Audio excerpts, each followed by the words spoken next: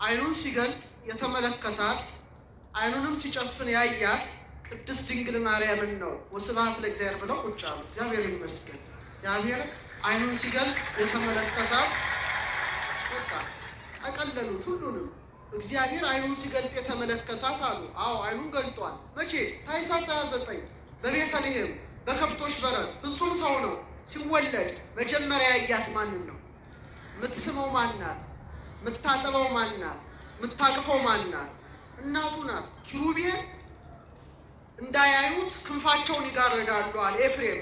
እሷ ግን ፊት ለፊት እያየችው ትስመው ነበር ይላል በቤተልሔም።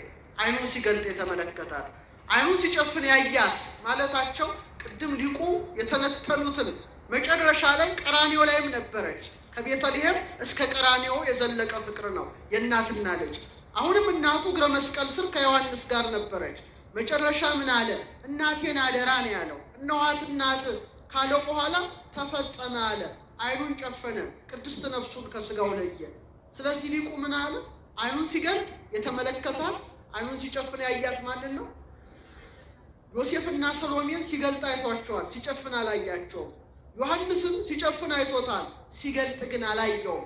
በሁሉም ያከበራት ድንግል ማርያምን ነው። ክብር ይግባት እናታችን።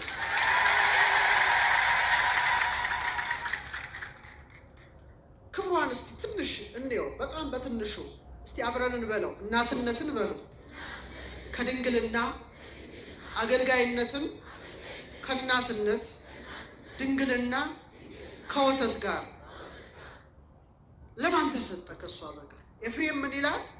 እናት ሆና ድንግል፣ ድንግል ሆና እናት የምትሆን የለችም። የተፈጥሮ ሕግ ይከለክላታል።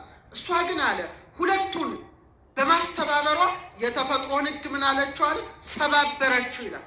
እናት ሆና ድንግል፣ ድንግል ሆና እናት። እሱም ፍጹም አምላክ ፍጹም ሰው ከመትኩን መራሂተ ለሃይማኖት አባይ አፈወርቅ። እሱ ሰው ሲሆን አምላክነቱ እንዳልተለወጠ እሷም ድንግል እናት ስትሆን ማኅተመ ድንግልናዋ ምን አልሆነም? አልተለወጠም። ከእሷ በቀር ማን ይሄን ያዘ? ሁላችን የማን አገልጋዮች ነን? የእግዚአብሔር። እሷስ የማን አገልጋይ ነበረች? እኔ እግዚአብሔር ምኑ ነኝ አለች። ግን አገልጋዩ ብቻ ሳትሆን ምን ሆነችው?